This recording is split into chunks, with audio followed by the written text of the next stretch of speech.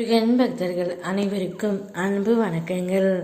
என் அன்பு குழந்தையே, உன்னை வெறுக்கும் உன் துணையின் இல்லத்தில் இன்று ஒரு விஷயம் நடந்து உள்ளது தங்கமே.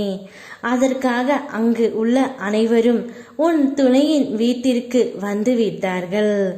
எத்தனை பேர் உன் துணையின் வீட்டில் கூடினார்கள் என்று உனக்கு தெரியுமா? இதை முழுமையாக கேள் தங்கமே, உனக்கே புரியும். உன் துணையின் வீட்டில் உள்ளவர்கள் அனைவருமே உன்னை ஒரு வெறுப்பாகத்தான் பார்த்து கொண்டு இருக்கின்றார்கள். எப்படியாவது உன்னையும் உன் துணையையும் பிரிக்க வேண்டும் என்று திட்டமிட்டு அவர்கள் உங்கள் இருவரையும் பிரித்து வைத்து விட்டார்கள்.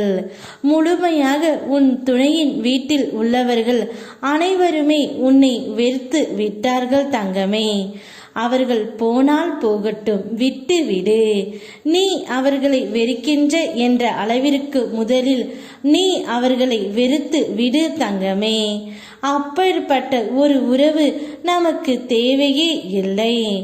ஆனால் இன்று உன் துணையின் வீட்டில் ஒரு மிக பெரிய அதிர்ச்சியான சம்பவம் நடந்துவிட்டது. என்னப்பா சொல்கின்றீர்கள் என்று தானே கேட்கின்றாய்.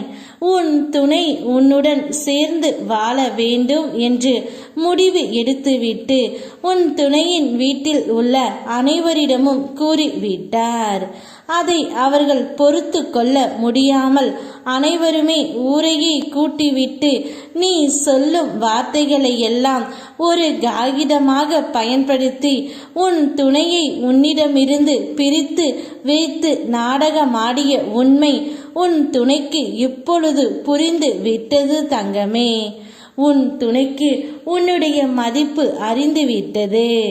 உன்மேல் எந்த ஒரு தவறும் இல்லை. அனைத்து தவறையும் என் குடும்பம்தான் செய்து இருக்கின்றது என்ற உண்மையை உன் துணையை அறிந்து விட்டதால் அங்கு அனைவருமே ஒன்று கூடி விட்டார்கள்.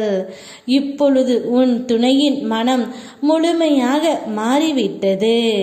உன்னை பார்க்க வேண்டும், காண வேண்டும் என்று துடிக்கின்றார்.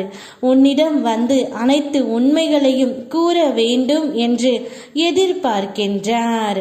ஆனால் வீட்டில் அனைவருமே உன் துணையை சுற்றி நின்று கொண்டு அவரை தடுத்து கொண்டு இருக்கின்றார்கள் தங்கமே. அதனால்தான் உன் துணையின் வீட்டில் உள்ள அனைவரும் ஒன்று சேர நின்று கொண்டு இருக்கின்றார்கள். இப்பொழுது உன் துணைக்கு என்ன செய்வது என்று தெரியாமல் திக்கற்ற காடுகளில் நிற்பது போல் நின்று கொண்டு இருக்கின்றார். கவலை கொள்ளாதே தங்கமே. உன் துணையை எப்படியாவது விடுவித்து உன்னை தேடி வருமாறு நான் செய்கின்றேன். தவறையெல்லாம் உணர்ந்து திருந்தி ஒரு மனிதன் வரும்பொழுது அவரை மனதார ஏற்றுக்கொள். பிறகு அனைத்தையும் உன் அப்பன் முருகன் நான் பார்த்து கொள்கின்றேன். யாம் இருக்க உனக்கு பயமேன். ஓம் முருகா.